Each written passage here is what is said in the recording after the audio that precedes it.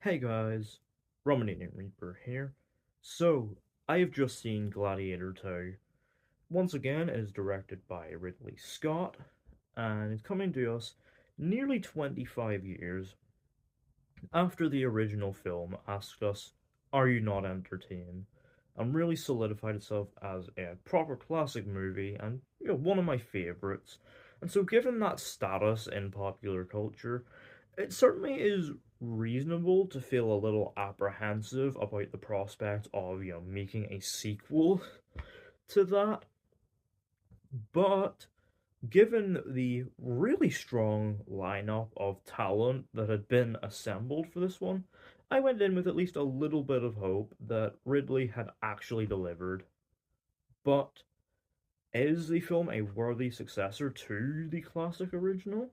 Let's find out. So the film follows Lucius, the son of Lucilla and nephew of Commodus, who we see living in Numidia with his wife Arichat.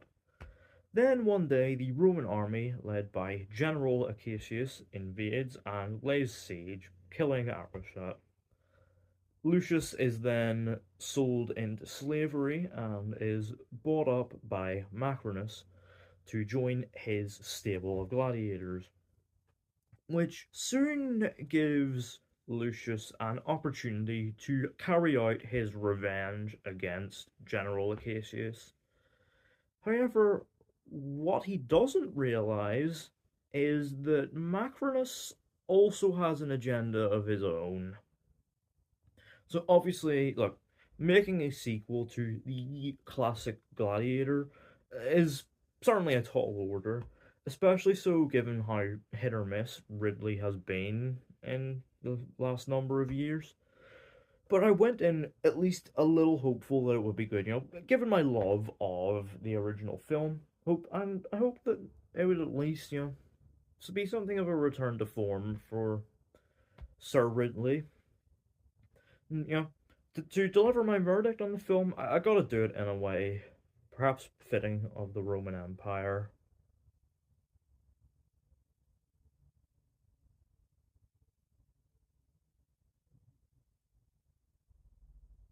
Yeah, I really enjoyed Gladiator II. Is it as good as the original? Hell no, because come on, it's Gladiator.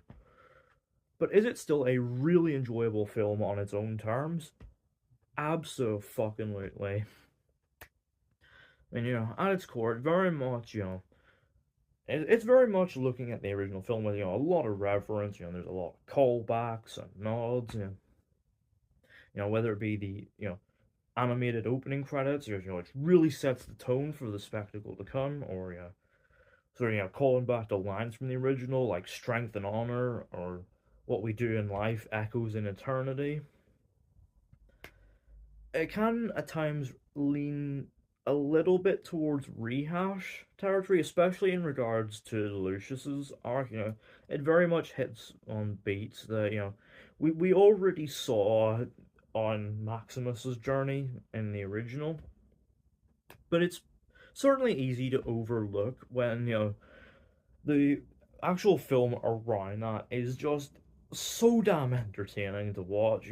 Full of just really great, compelling political power plays and big scale spectacle aplenty. Now, obviously, it wouldn't work as well as it does if it wasn't for the ensemble giving it great work. Obviously, we have Paul Mescal as Lucius. And I've been on the Mescal hype train ever since After Sun, and yeah, he really delivers on his big headlining blockbuster film. He's got a great commanding presence about him, but also does a great job of selling, Lucius's long simmering rage. Like, Mescal deserves every single opportunity he's gotten, and this is proof of that. Pedro Pascal is also in this as General Acacius, and he is great.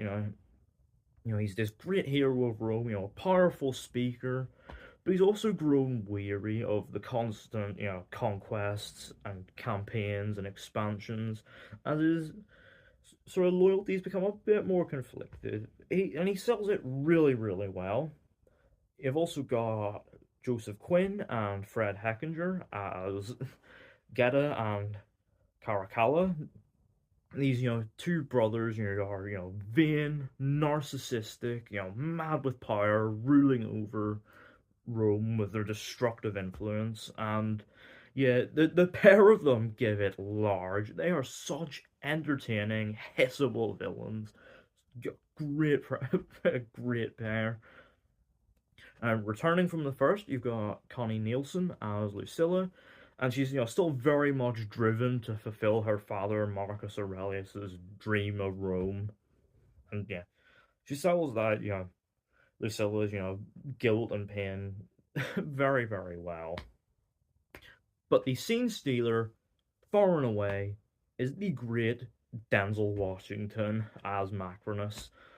Yeah, he's a man who very much gets what he wants all the time, and he's a suitably ruthless, commanding presence, but also has a little bit of camp about him. And chewing the scenery just enough that you can see how much fun Denzel is having with this role, but keeps it enough of a balance to ensure that it's not tone breaking or too over the top. Although I will say there are some really great, well placed moments of comedy, just like in the first. Now, obviously, what you're here for is the spectacle, which it delivers in spades. Like, it's a great looking movie. Obviously, Ridley's an old pro, he knows how to shoot the shit out of a film. And of course, the first film's cinematographer, John Matheson, is back for this one. So, to ensure that, yes, it looks fantastic. And there's some really cool little flourishes in there that really enhance its visual storytelling. But my god, the action is where this film truly shines. Whether it be stuff you've seen in the trailers, like the rhino fight, or the staging of naval battles in shark-infested waters, it all has this real tangible sense of epic scale. Obviously it was shot on real locations like Malta and Morocco. To even some more like emotionally charged confrontations, it all keeps up this real epic sense of scale, enhanced by Harry Gregson Williams's, grand score. It is, fucking brutal. And the visual effects are fantastic. Save for maybe like the baboon scene where it maybe gets a little ropey, but it's nothing too immersion breaking. And the visuals are very consistent overall. And of course, it is this grand scale which carries the film along wonderfully into its final act, which is where it really comes into its own and diverges from the first in a big way, which the trailer actually keeps a secret, so I will do so too. But just know that the action is big, it is exciting, and the political power plays are so damn compelling, and it has great emotional moments, and leaves off on a very satisfying note overall. I was left a very happy boy. And yeah, overall, Gladiator II is a really good sequel that, well, yes, it obviously doesn't quite live up to the original classic.